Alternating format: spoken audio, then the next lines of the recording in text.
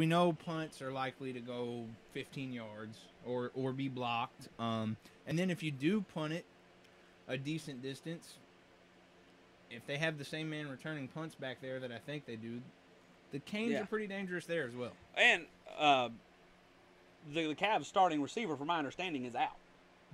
Cody Cotner, I believe he's out with a shoulder, which if anyone on that defense or anyone on that offense was going to take advantage of a bad coverage, right? Well, I would go it was him. And last time I actually saw them play a preseason game, scrimmage, whatever it was, Cotner was able to catch a tipped ball over the middle of the field and break for 60 yards or so for a touchdown, just with the speed. And that's what I don't see coming this week.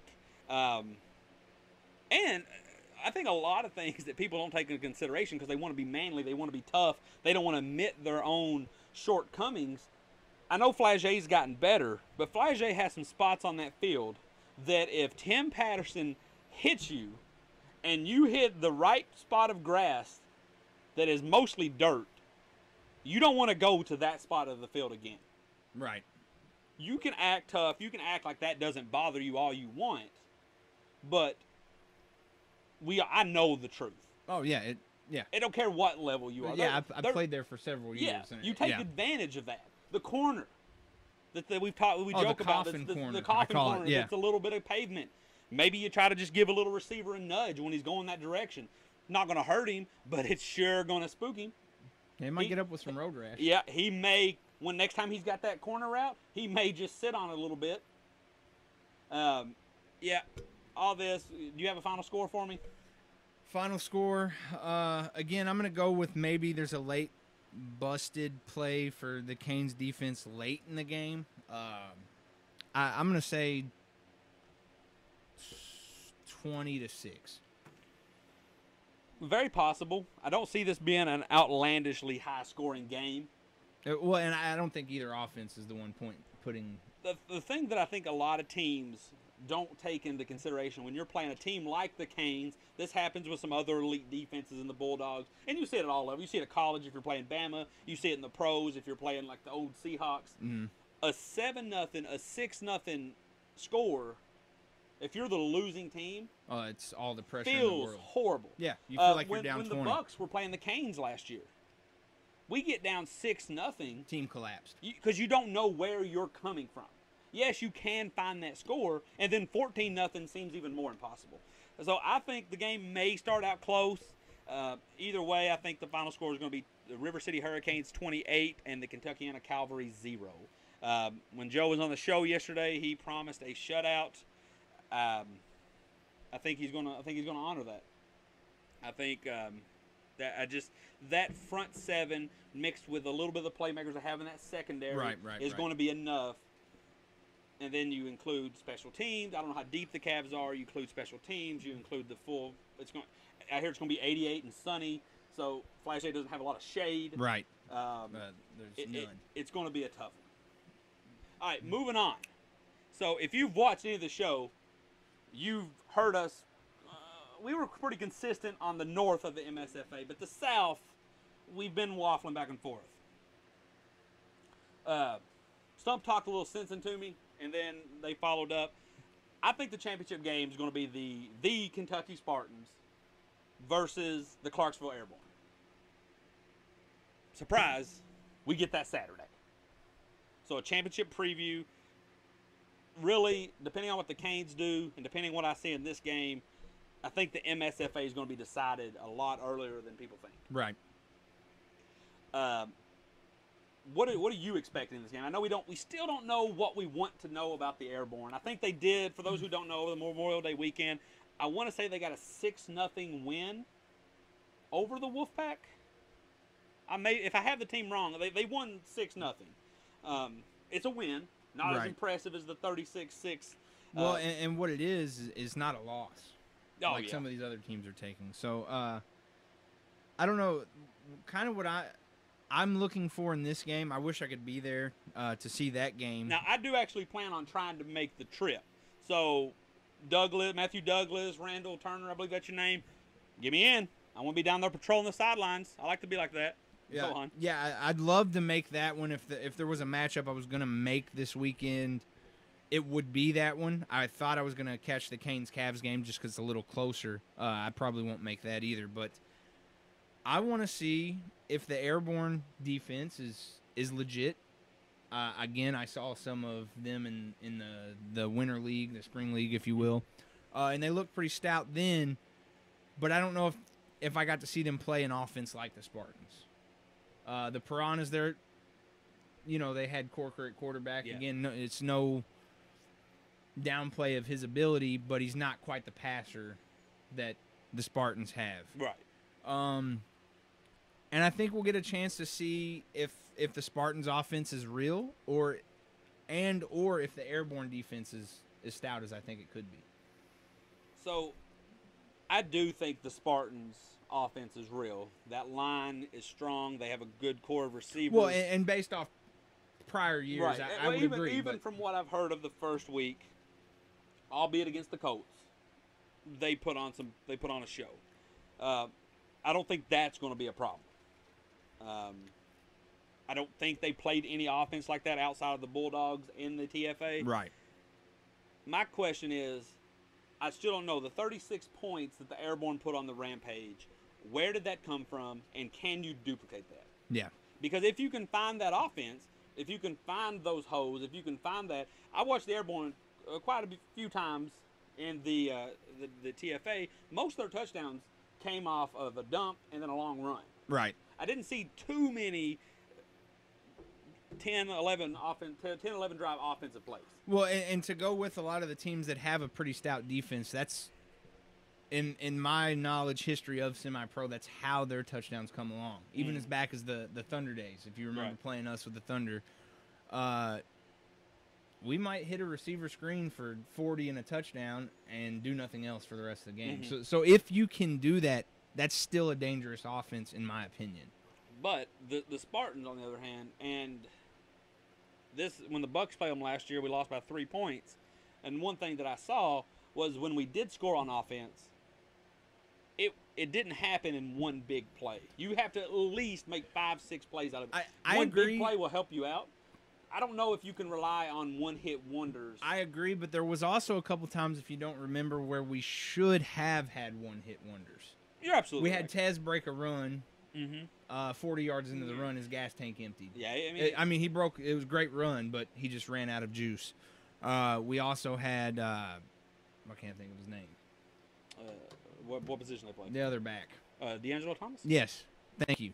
We had D'Angelo Thomas break another big run right before the end of the game that I thought was going to go for 6. Well, on the first drive, had 2 wide open receivers deep.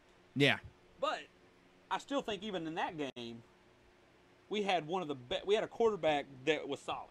Right. Like Marshall. Right. I don't know if the Airborne is going to give you that quarterback play. Right. And before you blow up the inbox, your quarterback might be good for you. Your quarterback might look good in practice. Your quarterback might have won a flag football tournament. But is your quarterback truly a quarterback? Right. Because that's one thing I want to focus on. When I say a team's going to be another team, for the most part, it's not just because I think this team looks better. It's because I have these questions. And I could be proven wrong. Absolutely. But do the Airborne have an actual quarterback? Because I know the Spartans do. At least at that first string, at that starter position. Now, I don't know what the Spartans' defense is, but if you have a strong offense, if you have an offense that can put up 30 or 40 points, all your defense has to do is stop once. Yeah, maybe twice. It takes a lot of pressure off of them. Absolutely, because now the pressure's on that offense, on the Airborne. So, do you have a final prediction for me? This one's hard because again, there's a lot of unknowns about the Airborne. I'm gonna say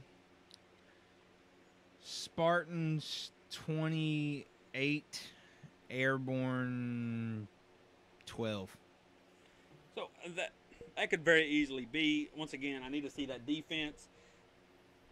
I'm going because in semi-pro, a lot of times, unless you're a sturdy, strong organization like the Canes have been, like a lot of these other teams that have had success, when you buckle, you buckle. Yeah, and I remember this from the Bucks days. You might be down 6-0, 12-0 at halftime, Next thing you know, you're down 40-0. Yeah. And you might get a late score. You might make it 40-6. I think that's what's going to happen here. I think the Spartans are going to strike fairly early, maybe have a 14-0 halftime lead. Then I think they're just going to open it up. I think they are going to win by a final score of the Kentucky Spartans 34, Clarksville Airborne 6. All right, those are actually the only 2 games in the MSFA this week. I'm a little confused on the schedule that I received. It was still a working project when I received it. It appears some games were split. 2 games played this week. 2 games were actually played last week. We touched on the Airborne winning 6-0. Another game that we talked about. We have a couple people on the show talking about it. The Tri-State Titans versus the Tennessee Fury. Now, like I said, I believe we had one guy from the Fury on. Was it Tyree White? Tyree White. And then we had 2 guys on from the Titans. You had Michael Scott, great asset to the show. Feel free to call in, Mike. And Eric Washington. Got 2 conflicting stories. 2 defensive guys from the Titans said they're not scoring on us. No way, no how. The offensive guy from the Fury said we're going to score pretty much whenever he wants. I think he even said he was going to have 2 touchdowns, 2 or 4. and he had this majestic quarterback that was going to come in like Cam Newton and throw for 3. Well, and both stories were wrong to an extent. Yeah, well, it's they like didn't the get truth. the goose egg. It's like the truth. There's your story, there's his story, and then there's the truth with something in the middle. But the defense did show. Yeah, absolutely. I mean, obviously you beat them 42-20. For those who don't know, the final score was the Tri-State Titans 42, the Tennessee Fury 20. I believe the running back that gave us a call was held to 1 touchdown. I don't know the story about it. Was it in garbage time? Was it luck? Was it fluke? Either way, he had 1. He promised us 2, but he had 1. Yeah, and if Mike can call in, maybe we can get the story on that. Yeah. We don't have really. We'd love to hear from you. We don't have all day to just chat today. We got a full docket with the games coming back this week. But if you'd love to call, make a quick statement, a quick question, we certainly love to have you. It seems like everybody enjoys when our viewers call in, when they get to actually hear from the players and at least from their side. But it split down the middle. But at the end of the day, it was a 22-point whooping. I expected more from you, Fury. Actually, I didn't. I thought the Titans were head and shoulders. I thought those 3 teams, mixed in maybe with the Airborne, the Canes, Spartans, Titans, are head and shoulders above everyone else. Well, here's why I did expect more. Because early on, again, maybe from lack of experience, I picked the Airborne to be the favorite from that side of the tournament there, the bracket, if you will. And the Fury seemed to throw a little hate my way for that, because did I know that they beat the Airborne? But in a different time, a different league, different players. Everybody wants to talk about last year, what happened. Things happen. Semi-pro, it is a carousel. So I didn't mean to cut you off there, but for people who try to say that, oh, the Wolfpack beat this team, or oh, this team beat that team. I hear it in all the other leagues. Oh, well, historically, this team's only lost X amount of games. Well, that year ended. We're in a new year. We're with a new squad. Your star quarterback may have retired, may have moved to Timbuktu, and now it happened with the Bucks. Right, absolutely. With the year they was in the KFL, we had Brent. We had a really great offense with a sustainable defense. We came in and really competed with a lot of teams. Well, that next year when we jumped to the MLFA and we got blasted by the Braves, everybody was like, what happened? Yeah. Well, we lost our quarterback. Well, you lose your quarterback. You lost a receiver. You lost 2 receivers. Well, little yeah, guy. you lost T3 and you lost Mojo. Yeah. And then linemen left. Some of the defense left. Name stayed the same, but every face was completely different. So when you come and you're saying, hey, historically, we've never lost to this team. Oh, Michael Scott. We will take time for you. What's going on, Mike? Can you hear us? Yes, sir. Yeah, what up, Mac? Hey, how you doing, man? I'm all right. How you doing? What up, Stump? What's up, boss? Congratulations on the win last week. You came in, said you was going to get it. You made it happen. Yeah, man. I told you there ain't going to be none of that 5 touchdown stuff. Ain't none of that.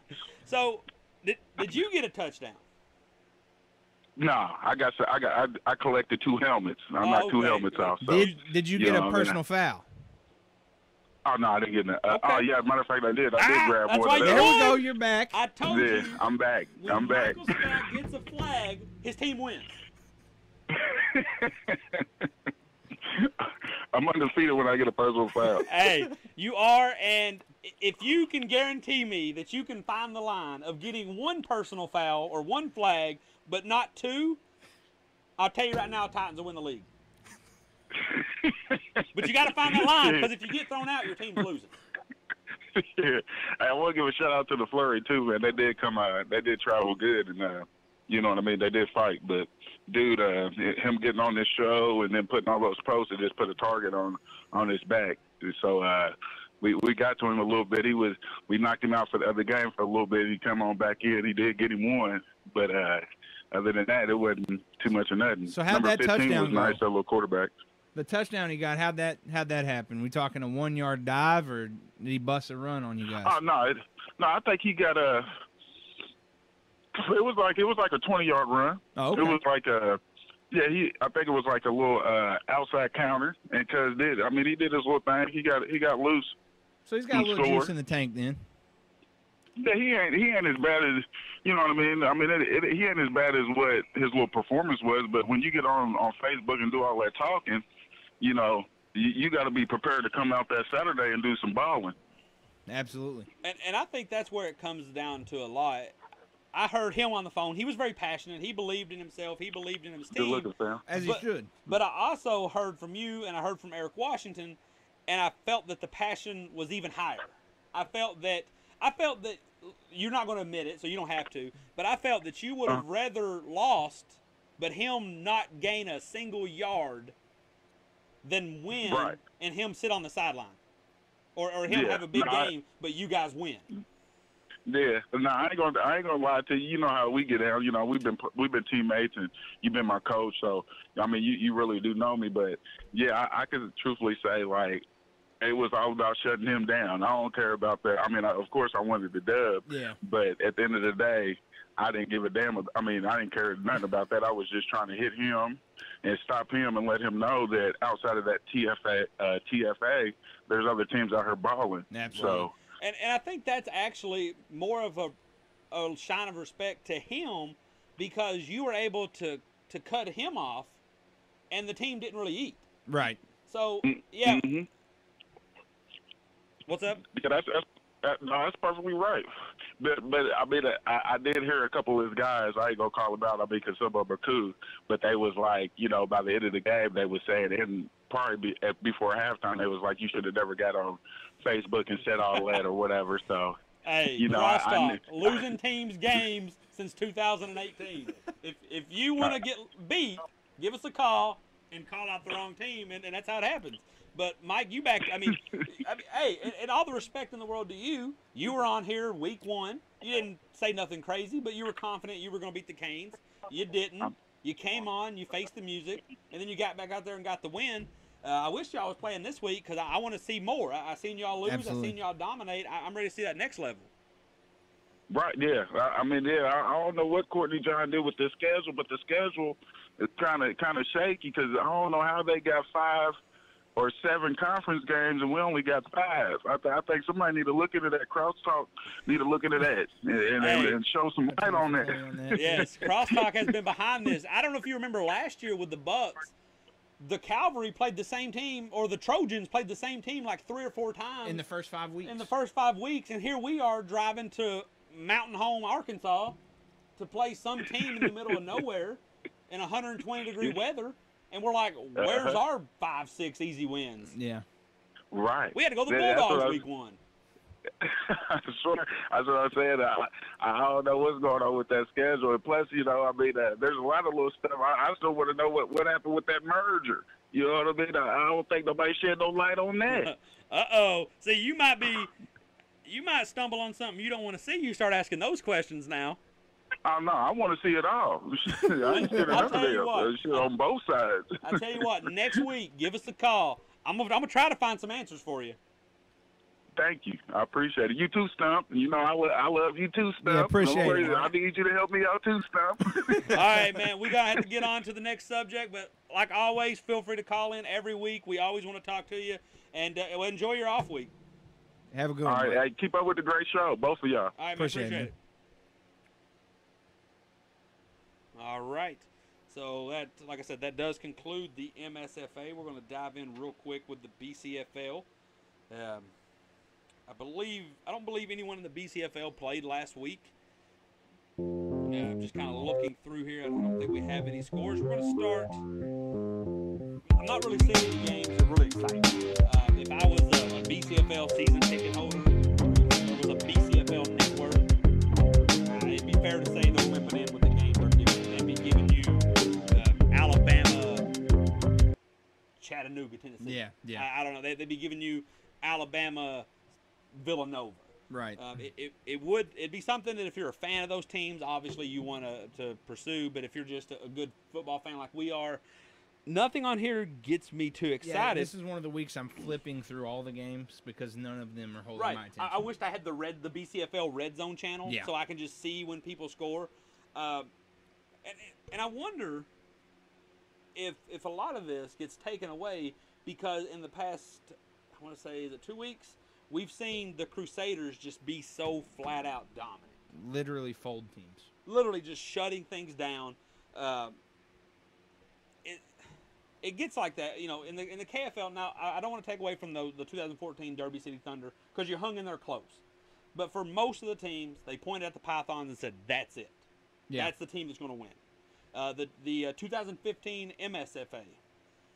Yeah, the Davis County Spartans hung in there, but any outsider looked at it and said, especially once the Comet beat the Extreme, that, hey, that's the team. Yeah, absolutely.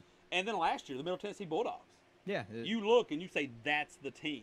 And when that happens, yeah, you still got guys like last year. You had the Bucks who felt that if we could play the perfect game with a quarterback, we could beat them. The Canes felt that they could get in there and get a win. The Spartans may have felt that if they could get things going their way, they might get a win. Well, and but hats off to the Canes in the championship, even though it ended early, they kept it close. So. Right.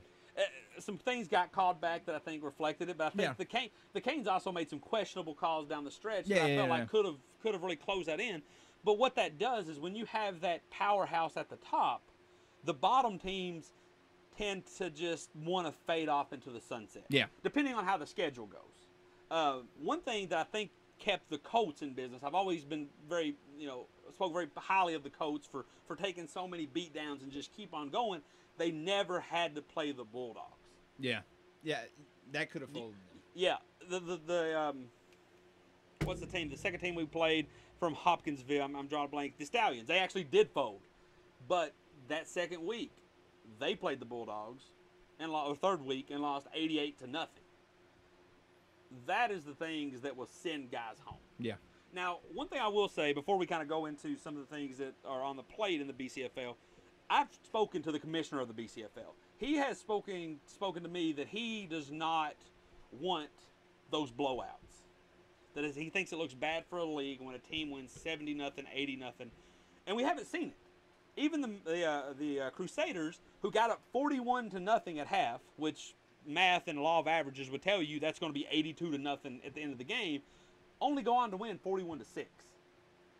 So I don't know if that's something he just told me or if there's any actual truth to that, but it seems like the BCFL teams respect that.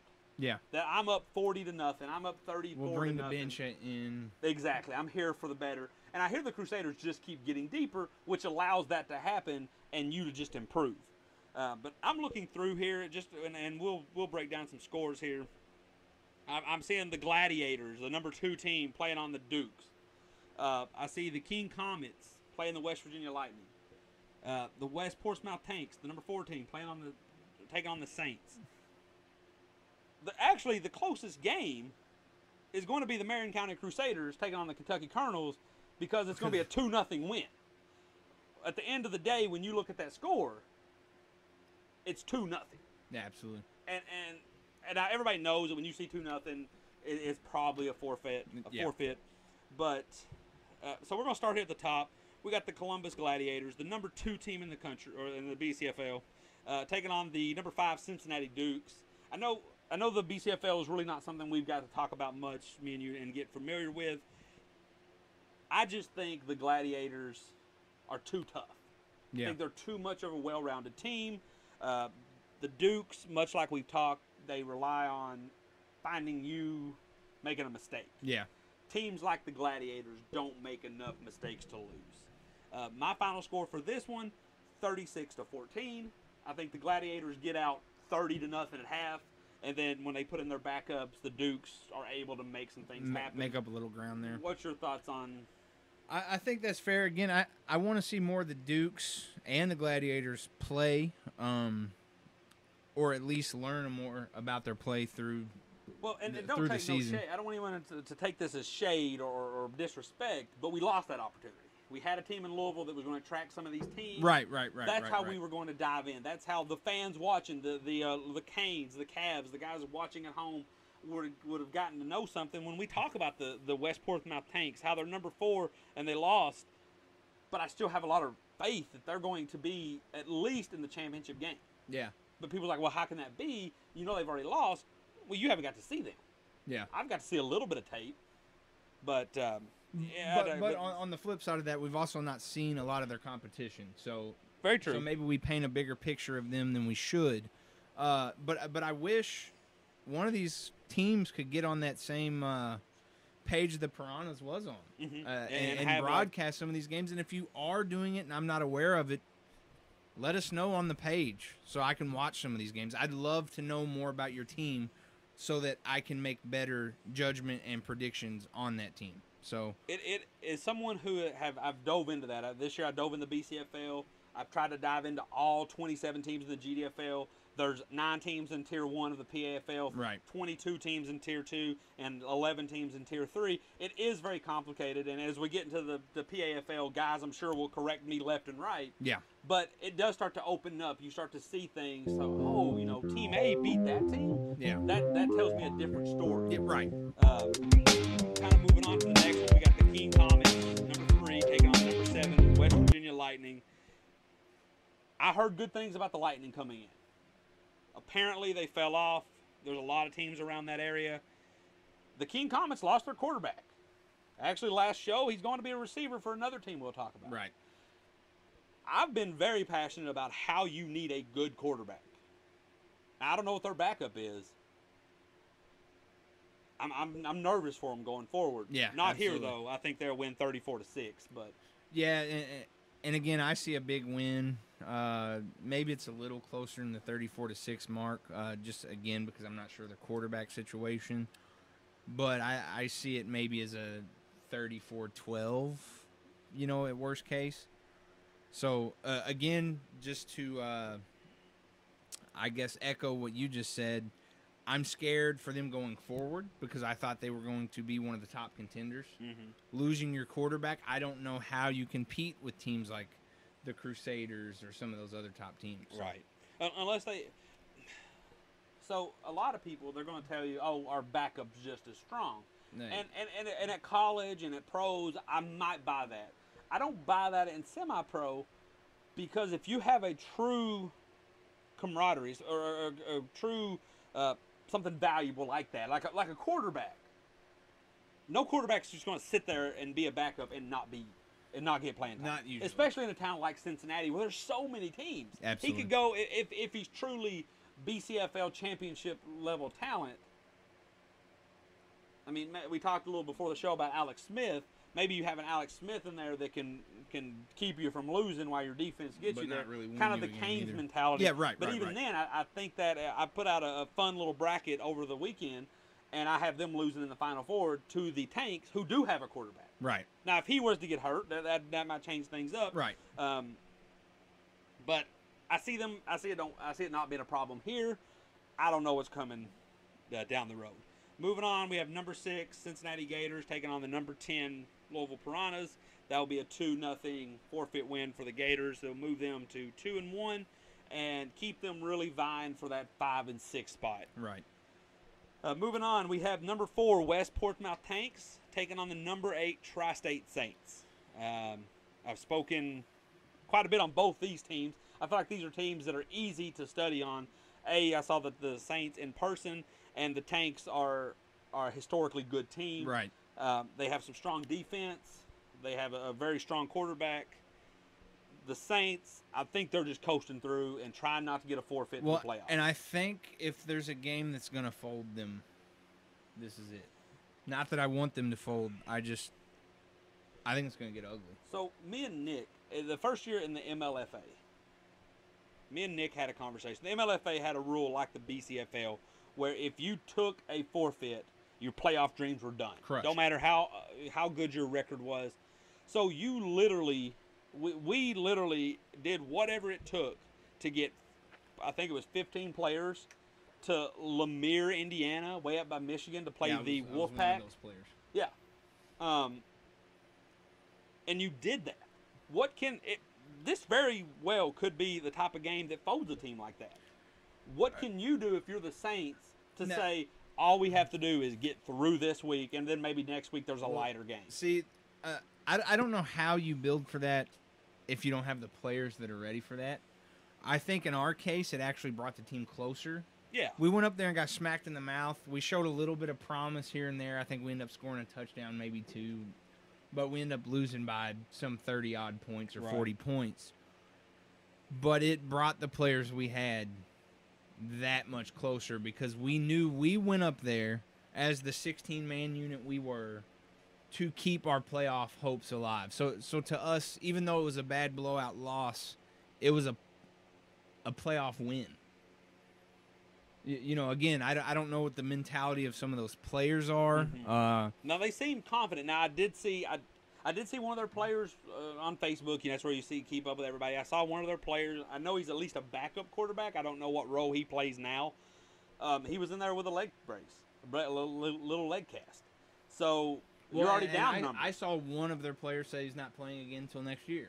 So that they're taking it all. You know, they announced that they were on that team, and now they're not playing until next year. So this is like I said, this is your opportunity to get in the playoffs. That says a lot for a first-year team to be in the BCFL playoffs. Now, I know some teams had to stumble ahead of you, but don't mistake fortune. But you made it further than the teams that stumbled. Don't mistake fortune for a hoax. Right. You know, yes, would you have made the playoffs without these two teams folding? Probably not.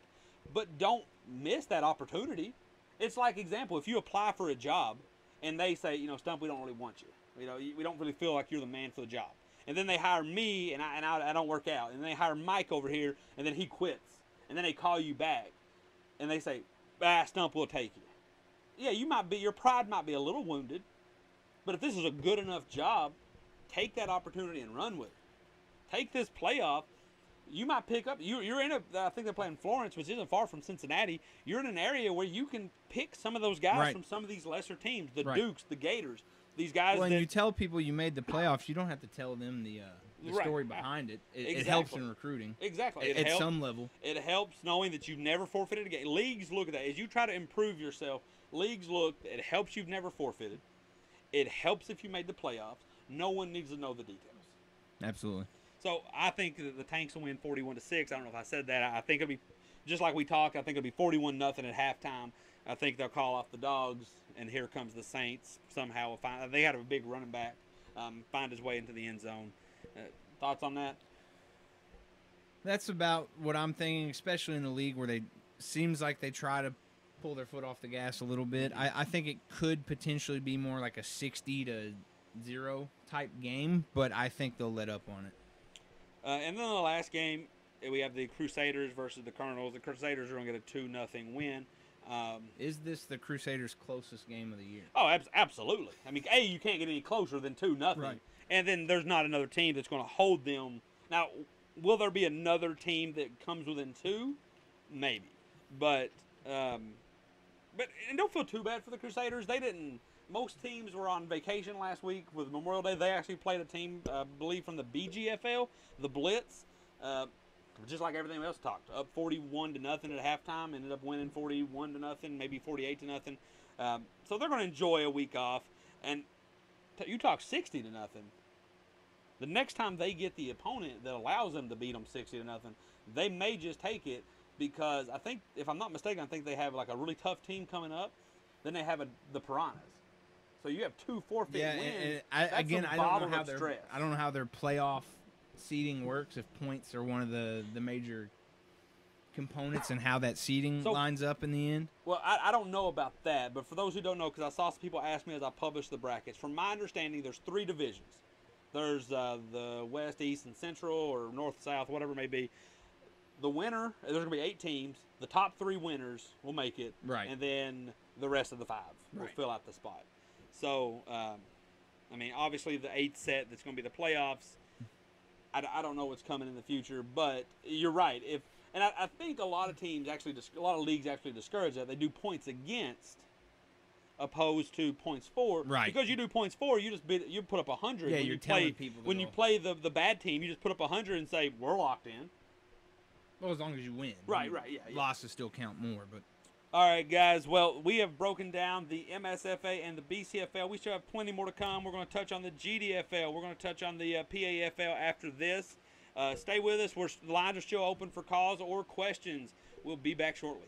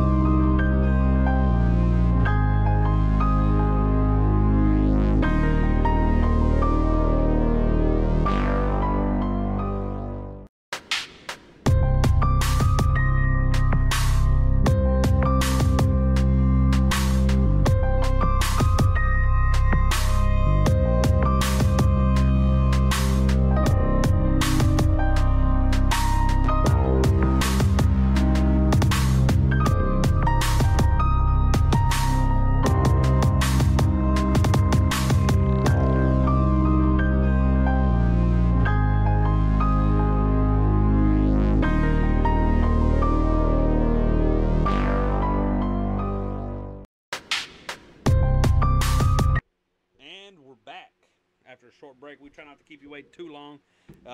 Moving on, we covered the MSFA, we covered the BCFL. We're going to hop into the ginormous GDFL. It's tough to keep up with. It's tough to keep all those tabs going. Want to start off by saying I do have one announcement. I didn't know when I was going to fit in the show. Jared Bennett, Wolverine, aka Wolverine, is the guy every team should want. Is he Jordan Tennyson? Is he Tim Patterson? Is he this guy? No, but the dude is solid, good player, great leader, and you're going to get every ounce of effort he has. You're going to get everything he has, and you're not going to find a better teammate. Right. He was actually a part of the Bucks for a season.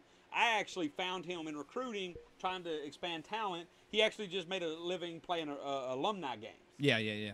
He joined the Bucks, gave us everything he had. It makes the team a family. He does, and he was bringing in guys, but he knew some guys from Lexington. So he decided last season to go start a team over there, the Kentucky Trojans. If I'm not mistaken, they were supposed to be out of Mount Sterling. all this, you try to get the school on board, so you pick your name based off the local school. Long story short, they did the same thing this year. They had a solid season last year, made a playoff. Yeah. Very, very good thing to build on. Yeah, beat the Bucks. Beat the Bucks. Came in this year as the Kentucky Colonels, folded. Everybody's looking for home. Most of that team has found its way up north, where we went to the River City Buccaneers. Right. We'll touch on them a little bit later. Jared, on the other hand, he has decided where he's going, and I'm a little surprised he's going here. Just based on I felt like he likes smaller, family-oriented teams. Yeah. But I'm not saying that that's a bad thing. No. I'm not saying. Well, I think he can bring that element. Yeah, if he them. brings that element to this team that's contending, I think it could take that next level. And when I went and watched this team play, if that hasn't given it away, they didn't seem to have a lot of drama, which he doesn't really like drama. Right, you not shouldn't. at all. Not at all. But I think he'll fit in great here. But he will be playing with the Lexington Red Dragons on a team that had a great offense. I don't know how deep they were on defense. He's certainly going to add to that D-line. If he has to, he'll give you some fullback. He'll give you some offensive line. I don't think he's going to need it here. I've spoken highly about that line. But congrats, Jared. Thanks for letting us make the announcement on here. Yeah, absolutely. It's what we like to do. Get you guys some a little bit of pub, a little bit of show. Show you the respect that you deserve on that. Yeah. And so good luck to you. Yeah. Good luck, and it was a pleasure playing with you, man. All right. So we got to dive on in to the GDFL. Quick recap. There was a couple games over the weekend. It was real tough to keep up with. Remember the caller we had on last week, the Cleveland Cobras. I believe they took quite the loss to the I forgot the team it was up there. I can't. So many teams in here. I try to keep up with them all. They went up there. They took a loss. I really liked having him on the show. I really like that team. Like he said, they're a young team. I think he even made statement that they lost their quarterback. Mm-hmm. Really knowledgeable guy. Yeah, too. Yeah. You can tell he has a history with media and being on the radio.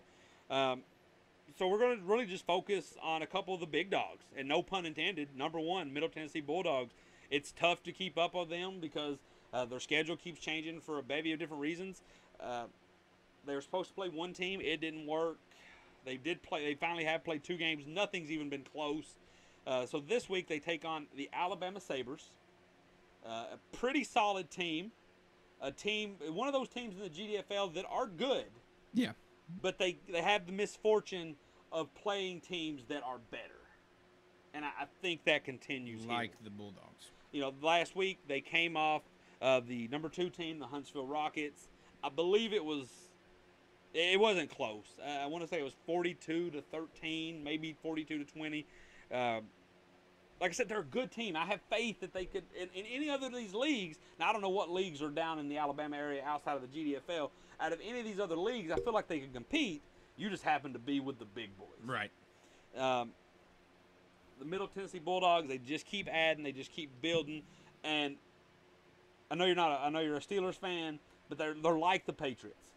Except with, by comparable players, they're better. Because Right. they got guys that would star on any other team, where the Patriots make the most out of it with secondary guys. Right. Well, and they've got But they're Devin Hester at kick returner, if you right. will. But it's equally more impressive than an NFL team making the most out of special team players is a semi-pro team takes stars and says, like Eric Washington said last week, said, "Hey, you could be a star on any of these other teams. We need you to go come sit off the down. bench for Yeah, us." we need you to go sit down until it's time for you to play, and then you come in and do everything you have." Well, and I think what makes that work, because again, on the Bucks, we brought in a lot of stars, and role players couldn't accept that they were role players, even knowing they're not stars, and Right. all that drama, that dilemma. Again, the same point that I'm trying to make to some of these other teams, like if we segue back a little bit, the Saints. Mm-hmm. If you make the playoffs and you can put that on your resume, and not folding, the Dogs have the ultimate resume right now. Right. Outside of one, like, bowl game loss or whatnot. I think they have a tie too, but Yeah, so outside of that, I mean, the Dogs have come in and they've crushed every league they've joined. So some of these guys can respect coming off the bench. Even maybe they go to practice and feel like they're a little better than the guy that's starting. They know this guy's won. He's established. He's done stuff. The Right. coaches that are winning these types of games trust this guy, And which is huge. the coaching staff has enough faith in themselves, their organization, and their team to say, you might be the best quarterback, the best running back around, But not for us. but my guys are better. Yeah. Or maybe not even be better, but They buy in. the gap of talent isn't enough to deal with your bad attitude or your poor behavior. Right. So either you get on board or you get That's gone. And it's a really tough it's a really tough mentality to sell, but when you sell it, boy, do you have it. With that being said, I don't think this one's close. I got the Middle Tennessee Bulldogs 44, the Alabama Sabres 12. I think they're just going to do this all season. Things may change a little bit once the playoffs start, but they've been playing. Their core group of guys have played 4 seasons. Yeah. The back to back to back. And then they got the depth where the core guys get the experience of 4 seasons, but not the wear and tear. Right. And when one guy leaves, they just replace him. Yeah. Well, and back to what you were saying, I think again this is a big blowout. They may even hold them to a goose egg here. I think they're a mixture, Cross, in my opinion, of that all-star team like Pittsburgh and that Patriots team, because their role player, like when I watched them play the Canes in the championship game, they had role players come out that I'd not seen them really play before. Right. Maybe they traveled a little light. Didn't look like they were making the plays that some of these other studs were making, but they buy in and do their job. Absolutely. So I feel like they have a kind of a mixture of both, if you want to compare them to those. So again, I see it. It could get ugly, I think. All right. So I think we both think that's, and I think we would probably echo that sentiment throughout the season. Right. Moving on, we got a little more local homegrown game. The Lexington Red Dragons have played 2 games, won them quite convincingly. This week, they finally get their first challenge. They take on, I think they go on the road. They take on the Chattanooga Eagles. For those who don't know, the Chattanooga Eagles were the runner-up of the GDFL last year. A lot of people said they may have fell off, but when you open up the season with the number 1 or the number 2 and then the number 1 team in the GDFL, it's going to be a rough start. Right. When they finally got to sink their teeth into to somebody who's, I would like a little less time. I would like to pick on somebody your own size, but they obviously the score was like 40-something to nothing. It wasn't picking on someone your own size. Right. But they obliterated the opportunity once it presented itself. Yeah, absolutely. So you're going to have a team that's, the Red Dragons are a step up of the guys they played, but a step down from the Bulldogs. Right. And then you got the Chattanooga Eagles, or you got the Lexington Red Dragons, I'm sorry, who haven't quite played that person yet. And there's a lot of chirping. Are they going to play the Bulldogs? When's that going to happen? I hear it's on the books. I don't have all the details on that yet.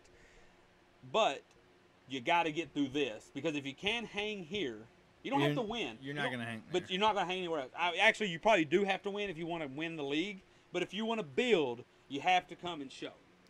With that being said, I think this is going to be a really good game. I don't know as much about the Eagles as I wish I did. I know that Dragons' offense is really good. I think that Eagles defense, I think they have, or the Eagles offense, I think they have a decent quarterback. Right. I have them winning, the Chattanooga Eagles winning 38-32.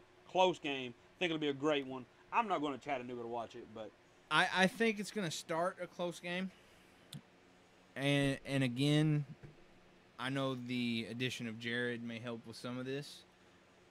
To me, the Red Dragons are still not battle tested. I mean, you come out, you get these soft teams. I've seen it a million times. Oh, yeah, I've been around you get these, you think you're battle tested. We're this, we're this, we're this. Then you run into someone who gives you some competition, and things start to go a little south. yeah, the difference between the haves and the haves-not starts to show. Yeah, it starts to show a little bit. So and now you're in trouble. I feel like the Red Dragons, if they win this, great, by all means. But I feel like they're going to struggle. Things are going to get a little rough. It may start close, but when the wheels fall off, they really fall off. I think they end up losing by two scores.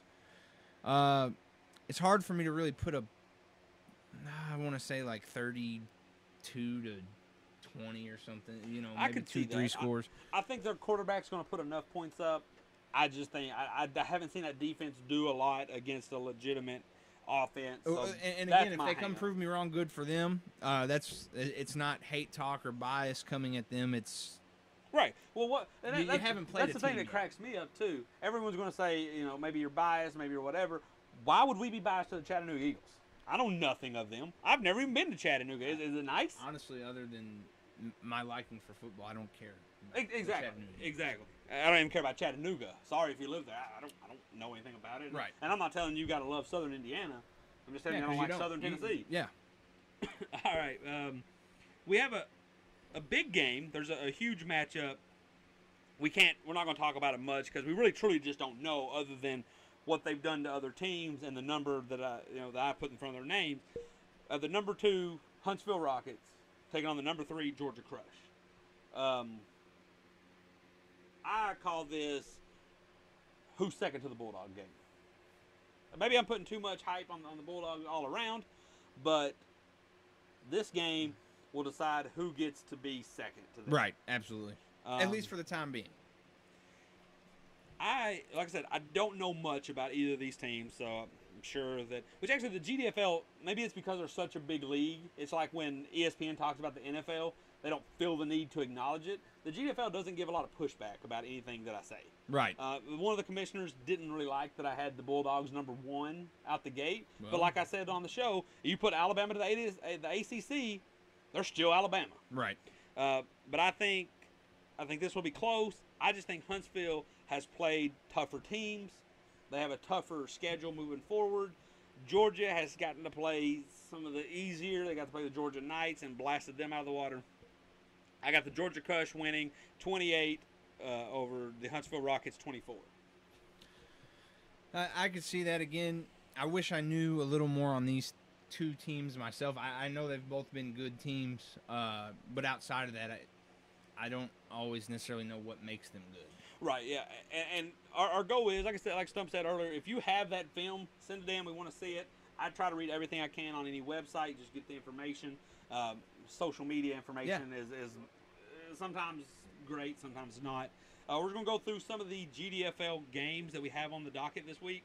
We have the number 25 Central Ohio Cavalry versus the number 13 Cleveland Cobras. The Cobras actually, they come off that loss last week, but they actually blasted the Cavalry last time they played them. I think this is going to be an opportunity to get back on the horse. I think they're going to win 50-8. Scott Walker or Scott Wallace? I don't know who Scott Walker is. All right, put him through. Scott? Hello, Can you hear us? Matt. Really low. Yes, I'm here. Hey, what's going on? What's going on? What's going on, fellas? Listen, watching the show. Great show. Appreciate it. I think it's Wallace. I can barely hear you. Can you hear me now? Yeah, what's going on, Matt? Oh, hey, so is this Scott Wallace? Yes, it is. Scott Wallace. I knew it. We got some names. We thought it was Scott Walker. I don't know a Scott Walker. How you doing, man? I'm good, man. Great show, man. You and Stump doing a great job. Certainly appreciate it. And I know with what you're doing down there in Nashville, not only on the field but the promoting, that certainly means a lot. What you got on your mind this evening? Oh man, we getting ready to take on these Sabres, man. You know, it's always tough to play on the road in the GDFL. It'll be our first road game in the GDFL, trying to get everything together. You know, as an organization, we like to do things not only on the field right, but off the field right. So we're getting all that stuff taken care of with the dress list and all that. We weren't able to practice tonight because the rainstorm came in, but we'll see if we can get a lot done on Friday before the game and then travel to Birmingham, Alabama on Saturday.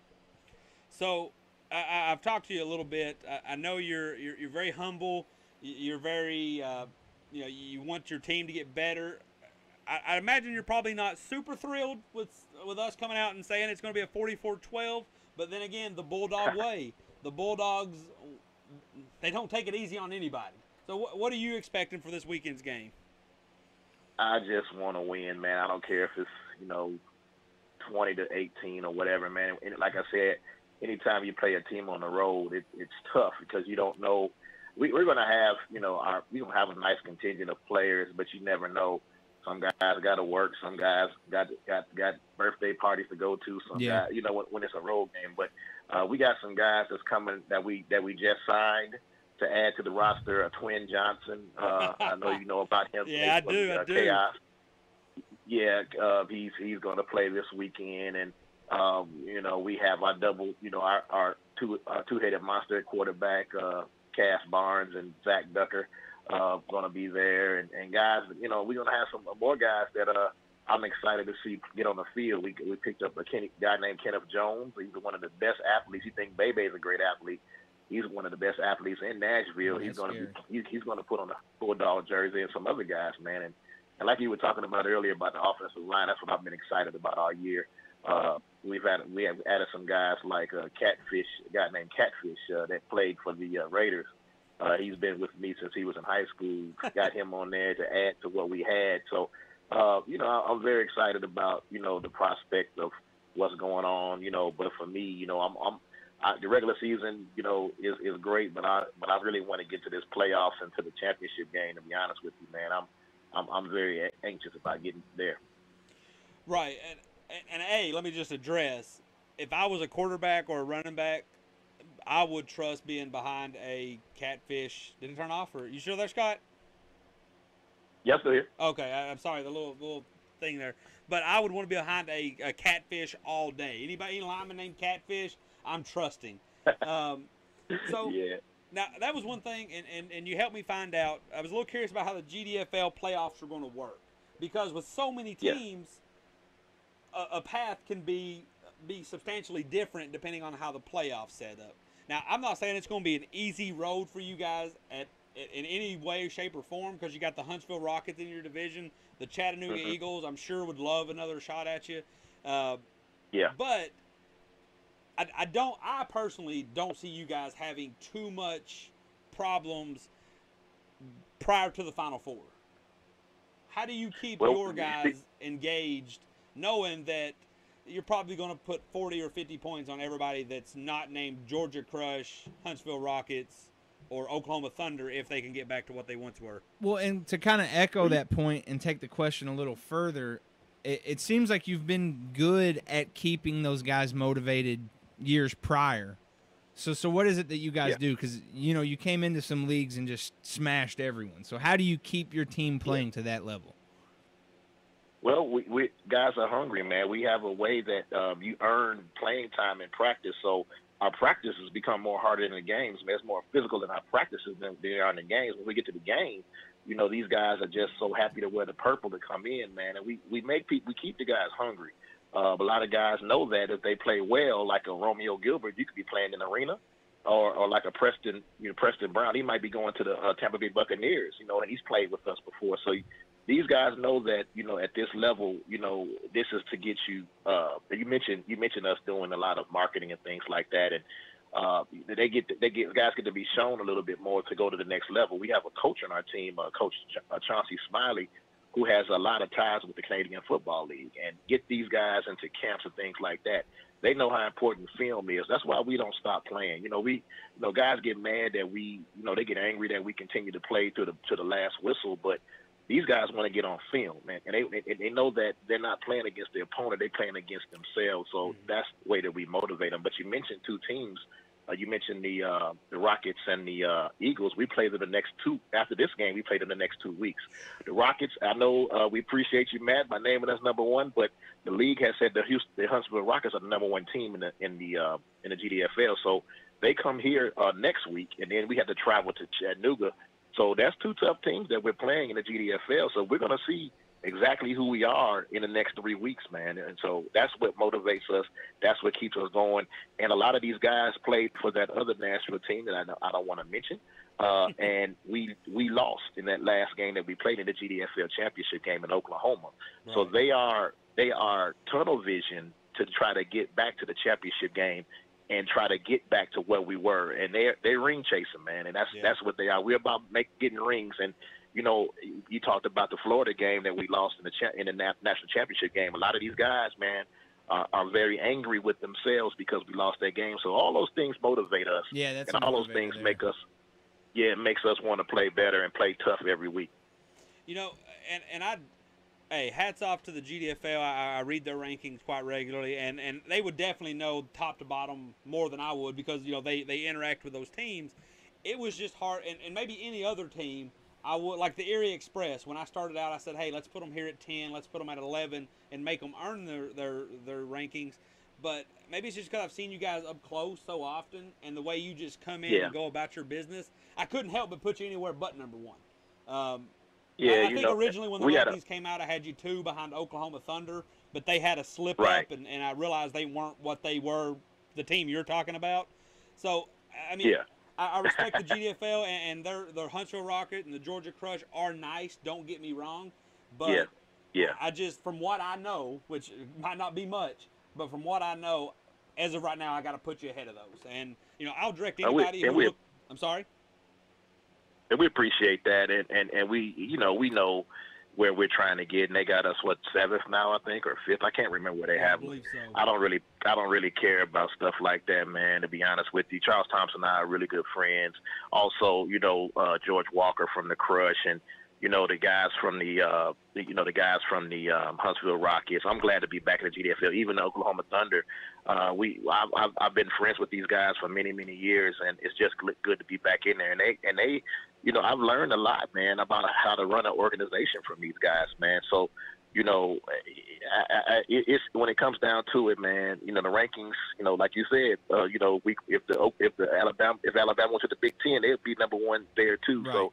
We'll see, man, and it's going to be a lot of smoke's going to be clearing up now, and all that. And I hope that you've talked a lot about this Red Dragon team, man. I hope that we can finally get to meet them, man. You mentioned the schedule changes and things like that. I think we've really gotten it down to the schedule being now what it is now. Mm-hmm. So hopefully we don't have to have any more changes and all that, man. A couple of teams from Nashville area we were supposed to play, and now they're not playing. We had some questions about that, but that's another story. But we just want to play who's in front of us, man, and do what we do.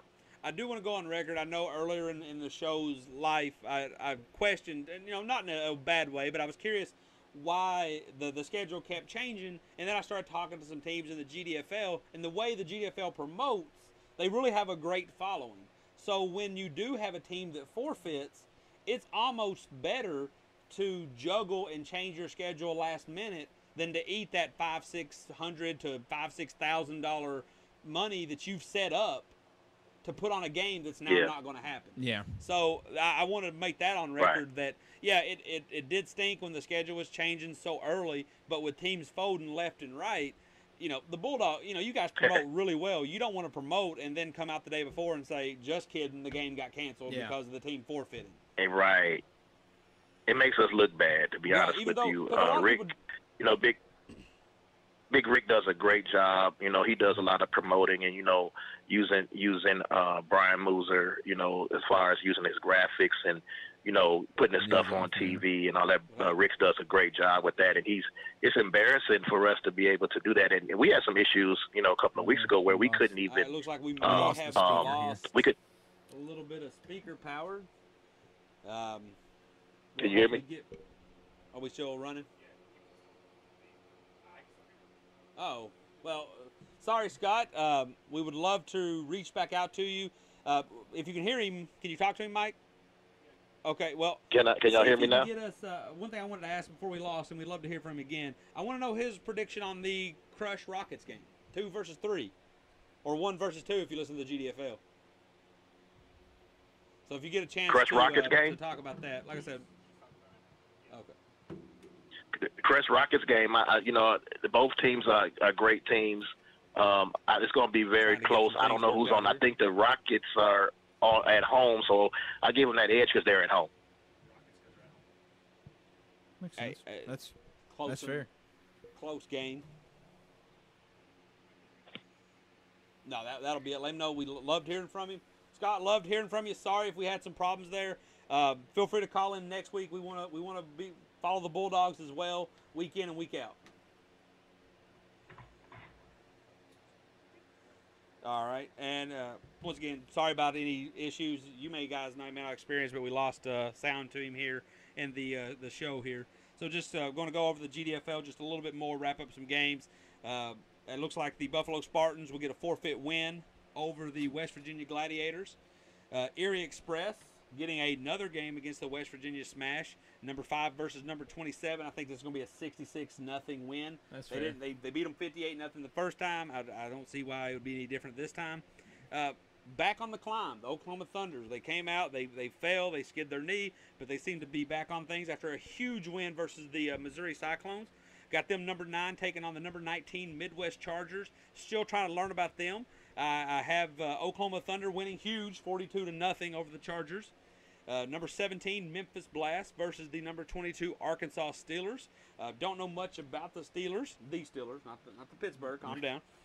Memphis Blast I have going on to win 42-6. I know they're a team that are trying to work and grow as well. We've already touched on the Lexington Red Dragons. We have the number 23 Georgia Knights taking on the number 20 Tennessee Lightning Bolts. I have the Bolts 20-8 over the Knights.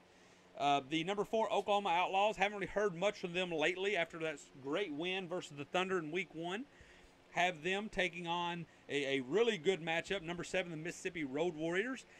If I'm putting all my eggs in that Outlaw basket, so I have them winning 34-14. Would love to see that happen.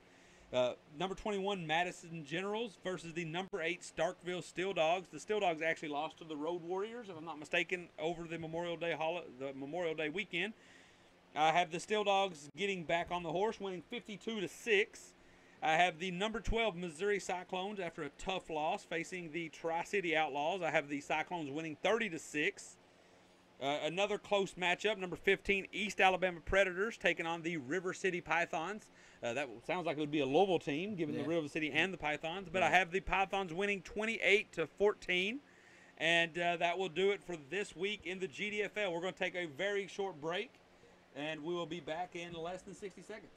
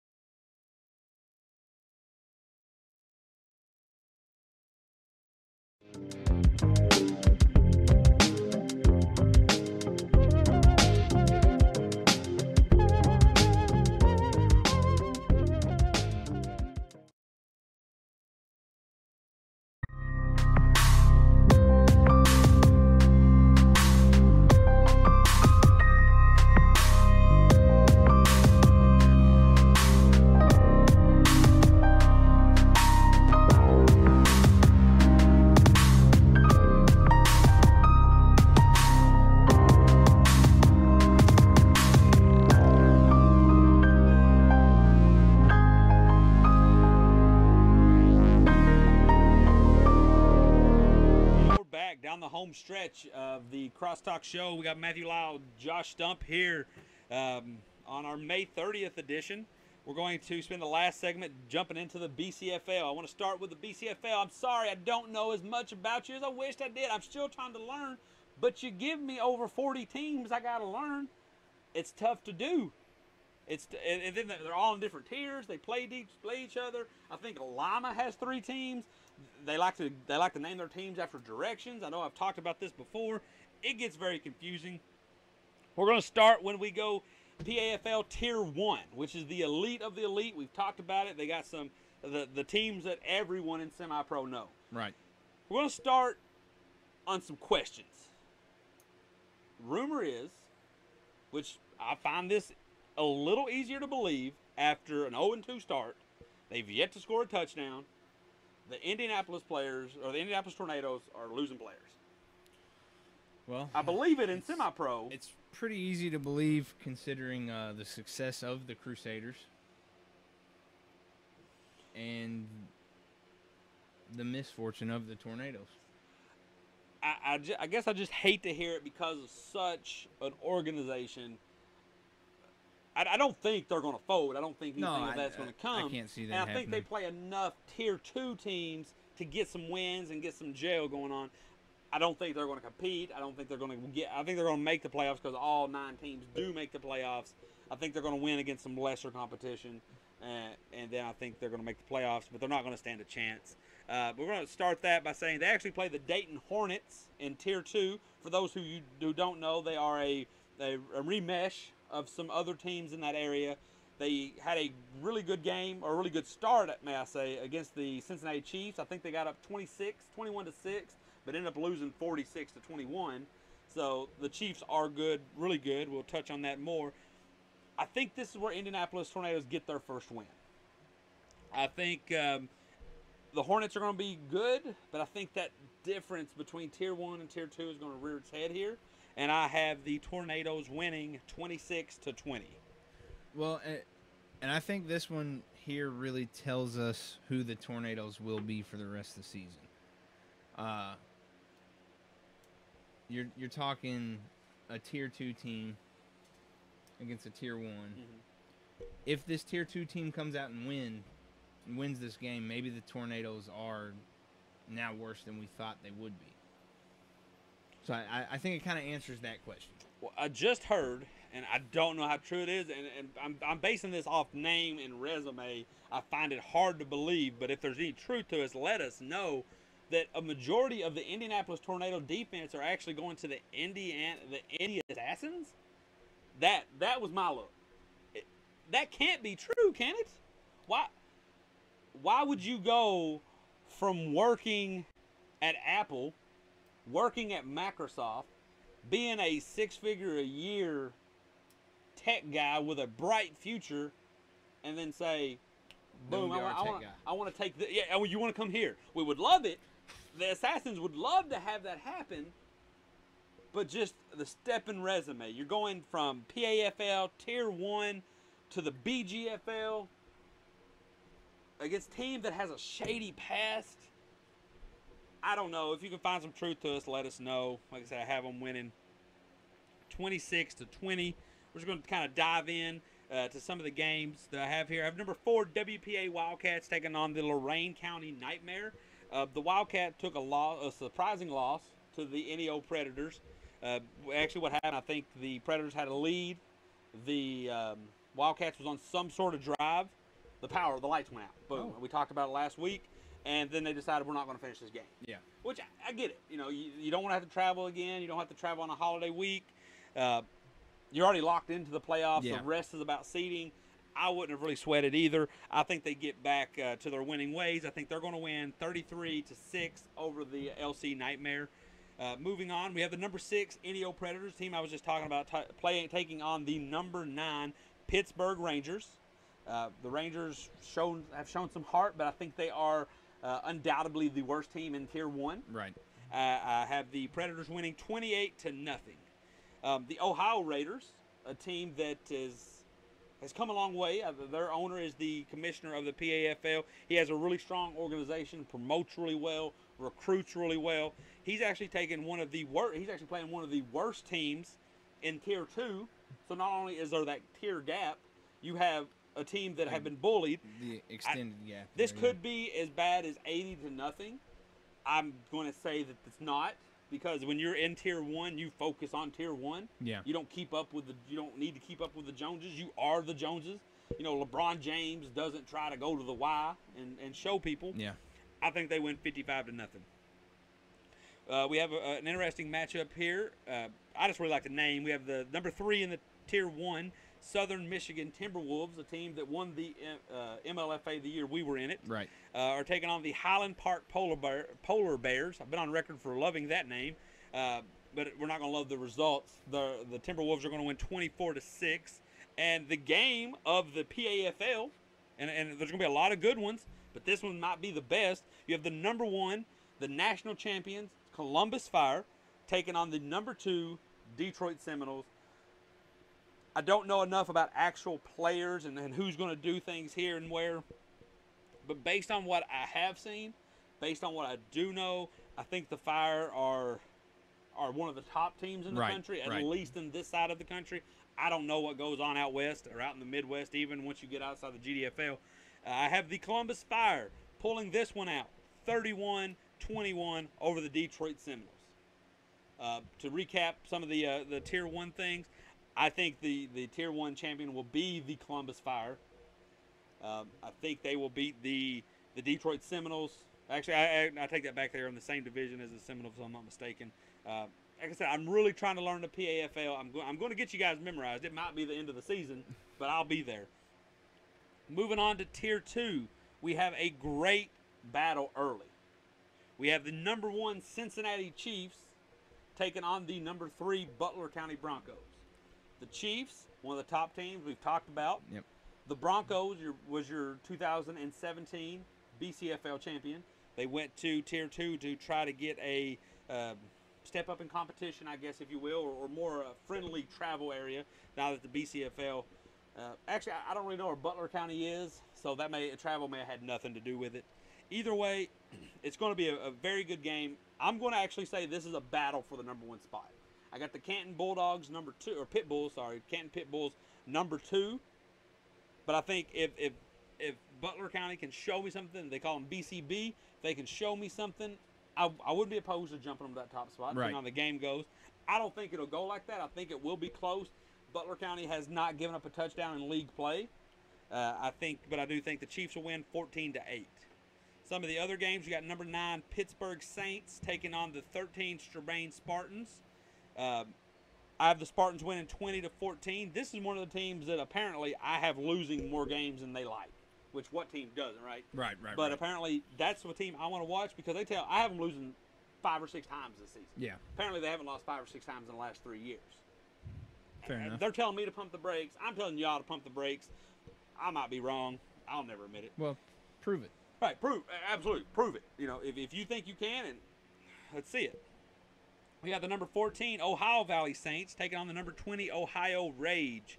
I don't know much about either one. I know the Rage actually, from what I've heard, took a forfeit to escape an embarrassing beatdown.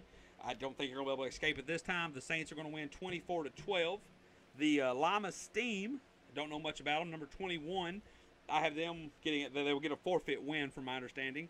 The number 17 NEO Silverbacks will be taking on the MV Rough Riders from Tier 3. I have the Silverbacks winning 26-20. I think the Rough Riders have a nice offense. They are 1-1 in their Tier 3 play. The Silverbacks are 0-2, but have had a very rough start to the season. They played a Tier 1 team in the Predators Week 1. They played the number 2 Canton Pit Bulls in Week 2. I think this is the chance they get to show who they are. Right. And I think they're going to win 26-20. We have another Tier 3 team, the West Virginia Storm. I like this team. I don't really care what they do on the field. They have some passionate players, and I think they are a good team in Tier 3. They're taking on the number 10 Columbus War Eagles. They're going to hate me for this. I'm going to hear from a guy named Billy Coe. Dude is hilarious. I want him to stay talking to me, let me know what I need to know. But I have them falling short, 34-28. Good high-scoring game, at least at semi-pro. I think it's going to be a fun one. The number 2 Canton Pit Bulls will continue to be number 2 as they grab a forfeit win. The Ohio Crush will actually take on another Tier 3 team in the River City Buccaneers. The Buccaneers, I think, will get the win here, 22-16. The Westmoreland Wolves will take on the Cleveland Patriots, which if you're an NFL fan, you couldn't get more of an oxymoron name. You have the Cleveland, and then you have the Patriots. This one's not bad. Cleveland. This Cleveland's not right. This maybe the owner is Bill Belichick. This one, I think the Wolves will sneak it out, 20-18 win. I have the OG's team, the Michigan Hurricanes, taking on the Tri-County Crusaders, not the other Crusaders. I think the Canes win 30-0 here. The number 7 Summit County Storm will take on the number 6 Cleveland Rams. I think it'll be a great game throughout, but I think the Storm pull it out 26-24. You have number 18 WPA Kings taking on the number 12 Iron City Legends. I have the Legends beating the King 18-6. And like I said, guys, me and Stump both, we are working to know these teams more. His input did slight on that, but I can't blame him because he doesn't know. He's learning. Yeah. I'm still behind, and I've been trying to watch this for the last month. Now, Tier 3, I'm going to go through the games, and then I want to wrap up talking about Tier 3. I really like Tier 3. It is the MSFA of Ohio. But I want to talk about it. They are very passionate. Of all the things that I post, when I post Tier 3, at first I was posting things wrong. They were the first to let me know. Not the GDFL, not Tier 1. You had the MSFA because I know those guys. Right. But Tier 3 said, hey, you are wrong. And then I corrected it. Thank you for that. And then I came out and said, hey, here's my rankings. Oh, up in arms. But they were passionate. And they were everybody. All 11 teams was like, wrong. And then I posted a bracket. All 11 teams, erroneous. So, the smallest league, the MSFA of the North, if you will, is probably the most passionate. And maybe it's because they're in that small league that they don't really get the respect. Everybody's talking about the Tornadoes, the Fire, the Chiefs, the Comets. Hey, I'll show you the love. They got some great uniforms with some crazy names. I just got to get y'all figured out. So I'm going to dive into some games here that I have on the T3 docket. We have the number 11 Marion Titans will get a forfeit win. The number 6 MV Rough Riders, I touched on that, will lose 26-20 to the NEO Silverbacks. The number 9 Tri-County Phoenix will take on the number 10 Pitt East Storm. It'll be a close one. I believe that's some 2 bottom feeders of teams. The Phoenix will come out victorious 12-6. The number 2 Southern Ohio Blaze will take on the number 5 Lima Warriors. This is a battle of 2 prestigious and very talented teams. I have Southern Ohio Blaze winning 28-20. The number 8 Portmouth Stealth, that's a mouthful, will get a forfeit win as well. The number 1 Mon Valley Sabres will take on number 7 West Virginia Ironmen. The Sabres I have winning 14-12. Special teams makes the difference. Absolutely. So let me talk about the Sabres real quick, because I know a lot of people don't really know much about them. I don't know too much about them, but they are hated. When I said this team is number 1, everybody was like, you thought I would have said the Browns were number 1. They're undefeated in league play. They beat a team, by the transition of property, they beat a team that beat another team. I can't get mad at that. And I've been on record by saying, if you have a solid helmet, if you put pride in your uniform, I got to stick by you. Yeah. They have this, carbon look. Especially while we're learning here. Right. I mean, we're learning. Yeah, absolutely, we're learning. You look good on film. You're looking good on paper. How dare I? Look good, play good. Right, exactly. Deion Sanders would love that. Per the comments, they say that teams hate it because their owner talks a lot of shit. Who's hated? The Sabres. The Sabres is hated because who's the owner? The owner talks. Hey, Ricky, are you running the? People like Ricky. People hate to lose by his team, but Ricky's a very likable guy. I don't know who the owner is. That's because he'll dog you and then be friendly right in the next sentence. And then probably sell you something. Ricky always looks like he's trying to sell somebody something. I want to know more. Who's the owner of the Predators? I need names. David. Yeah, he's a lot. He plays. He looks beast out there. I mean, because he's decked out. Yeah, they do hate him. I do see that. But hey, keep it up, David. I'm here supporting you. You got to win. Keep winning. Back up the I actually top. don't think they're going. I think the Blaze are going to win that whole league. Because I think when the playoffs come, it's a different game. But hey, I got the Predators only taking one little L this season, so go undefeated. So Stump, we kind of went a different direction in the show. We didn't get as many callers as I like. I don't like that because I like to talk to people. I like to hear their opinion. But callers, you got to realize that when you call in, the last week we had some ramblers. Some guys who called in with no direction. Now, I did get caught up in one 25-minute conversation. Can't have that happen again. But we want to get back to that. But a lot of things are happening. Yeah. Seasons are going to unfold. This week, next week, we're gonna know a lot. I'm going to be proven wrong. You're all going to be proven wrong. I don't think I will. Yeah, probably not. I mean, he seemed pretty knowledgeable what he's saying. He picks and chooses his battles. That's what, as this show goes on and we build this, you're going to notice Stump is either A, the luckiest, or he's clever. Because he's going to pick and choose. You just don't speak on what you don't know. Exactly. Not me. I'll speak on it all and then let the chips, what's that old military saying? Kill them all and let God sort them? That is me when it comes to this sports. I will throw all the knowledge out there, and when I'm wrong, we can just review. And we'll throw out. We'll just pick what's good. Wrapping up. Anything going on in the chat? Any callers want to get in here at the last minute? All right. NBA Finals start. I was way off. Thanks for pointing that out, Mike. I said LeBron wasn't going to make it. He did. By himself. He's here. Literally, he's wearing all the jerseys. Kevin Love. No Kevin Love. You know the one that they argue is still the all-star on his team? Not there. Yeah. Steph.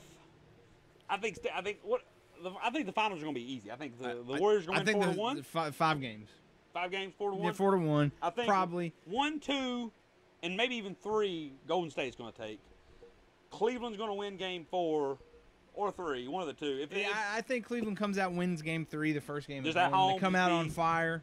I could see them maybe winning a second game. I think they can win 2 games. The cooler talk at work, if you will. It's kind of how I'm leaning. I think one game, LeBron comes out, completely carries the team, right? We're talking 45 points, 12 rebounds, 15 assists, like just unreal numbers, right? Okay.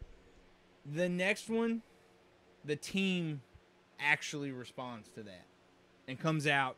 J.R. Smith hits a shot, finally.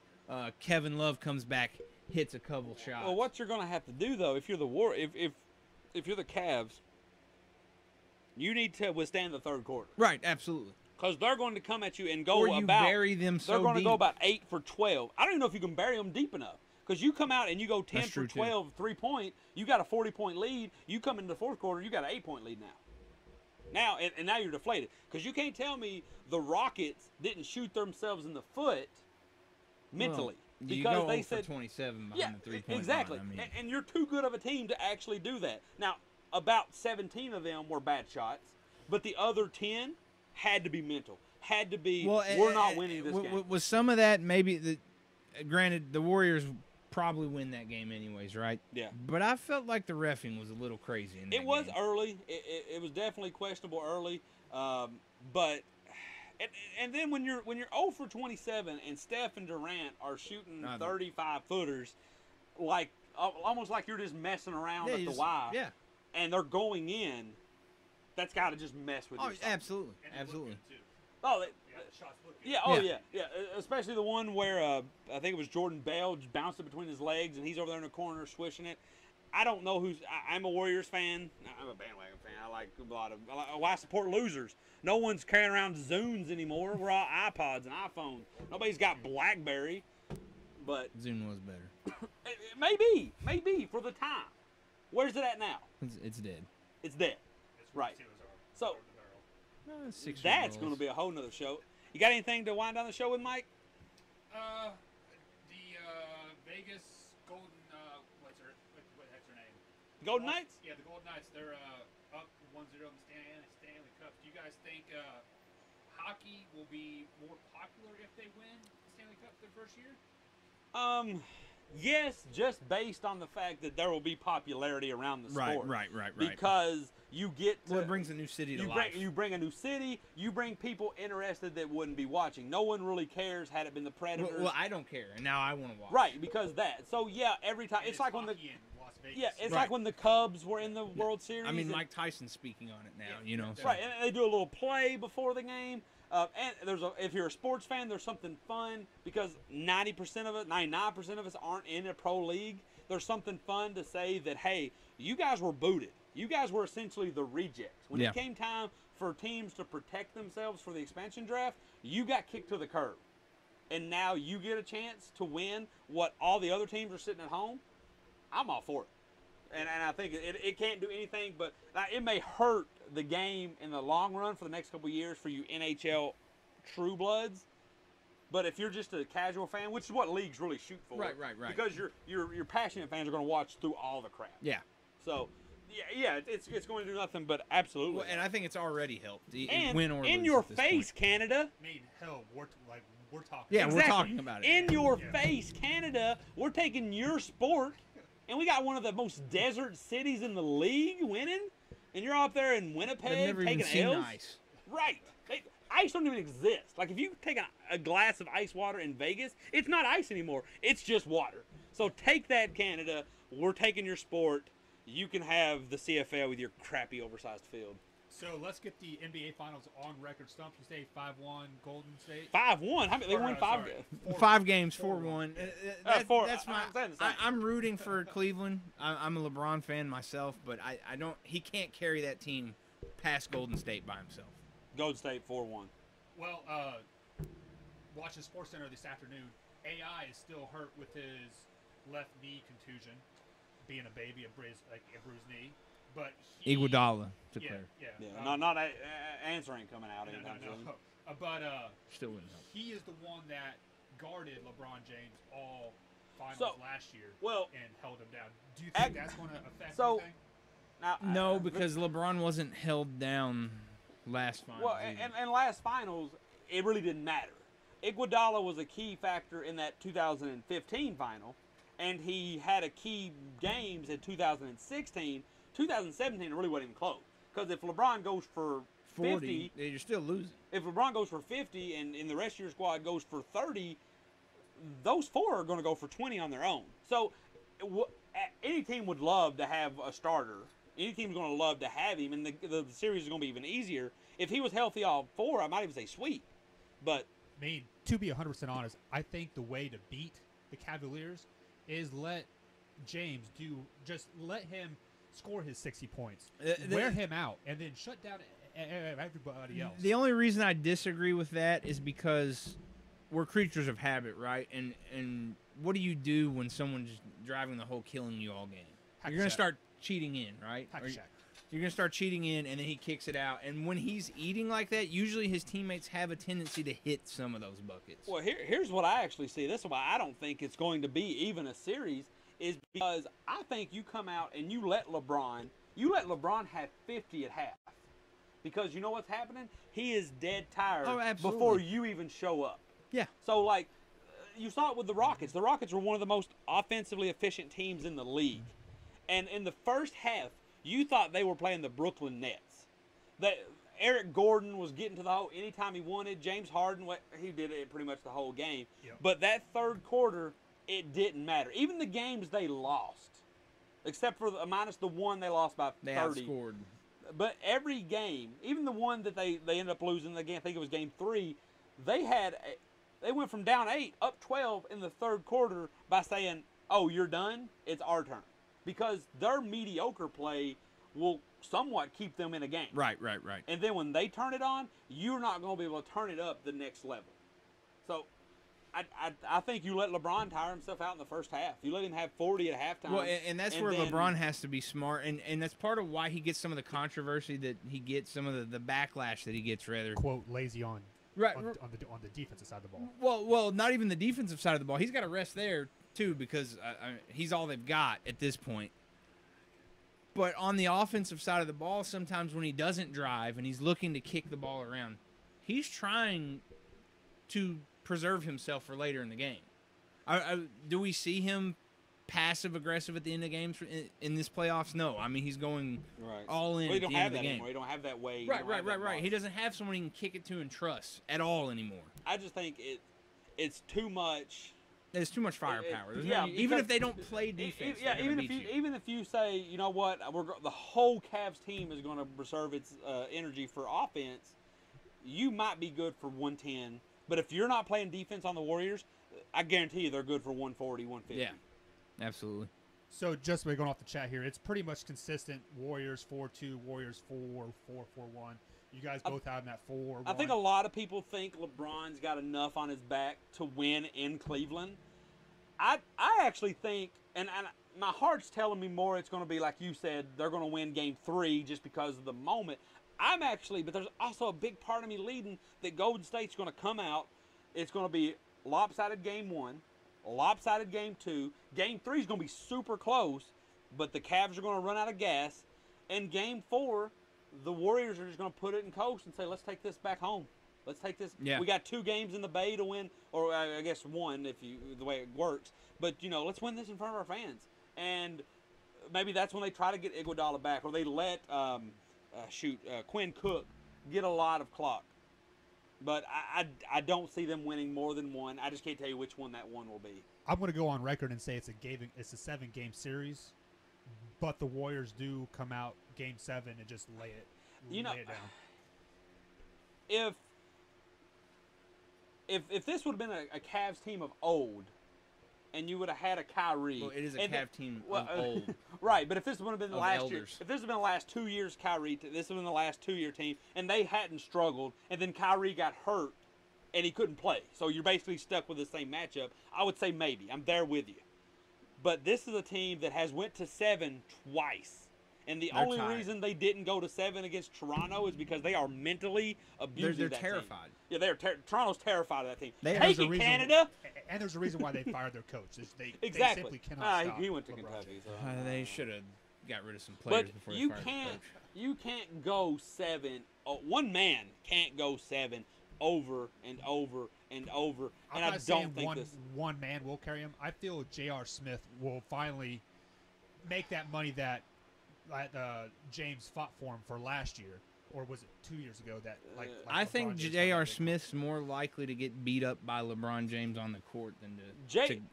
Here's where J.R. in my opinion. Like I said, I could be wrong. Probably will be, but J.R. Smith is one of the only few people in the leagues that is more of a loose cannon than Draymond Green. So Draymond Green starts picking on he him. gives less to the team. Oh, exactly. I'm just talking pure attitude. Draymond Green because if you noticed how bad of a game J.R. Smith played when he pushed Al Horford in the back, that was pure frustration. Yep. So I like to make a joke. J.R. Smith is Kobe Bryant if instead of Kobe Bryant getting better when he struggled, if he went crazy. Because J.R. Smith can give you 40, but he might just punch you in the face once he starts over 6. Or he might throw soup at his Yeah. coach. Or... Right. Hey. I think that's going to happen here. Isn't that how the Cavs won the series 2015 or 16? By getting like the Green got suspended for those 2 games. It is. Maybe that will be the X factor. we're J.R. Smith still, gets in his if I'm head. not mistaken, we're still quite a few fouls away from getting Draymond out, and I don't think I believe it's 4 technicals in a it's postseason. it's 9 if I'm not mistaken, and okay. he's got 4. Oh, okay. I think, Okay. I think, Okay, but I you're think he right. needs Yeah. 5 more, which Okay. is very in his wheelhouse. Oh, he could do that in 2 games. He could do that in 2 games. Or just get a flagrant 2 and you're suspended for a game automatically, right? Right. I don't. This team. I mean, Draymond's out. Yeah, it stinks, but that might. I don't see it being enough. But because there's no Kyrie, there's no 30-point guy to say my time. There's not another shot creator. Right. Is And- the problem. I don't even care if they give The 30. white guy off the bench is pretty good, though. Corver. Yeah, he Corver's is. good, and he is.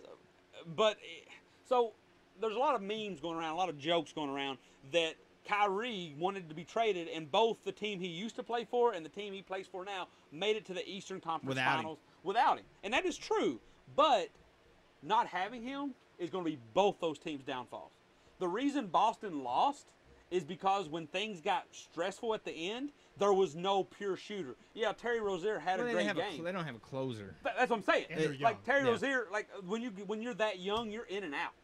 Kyrie would have been that consistency. Yeah. The same will go in this series. LeBron's going to give you that magic, but the other guys aren't. And the one guy that would be Kyrie.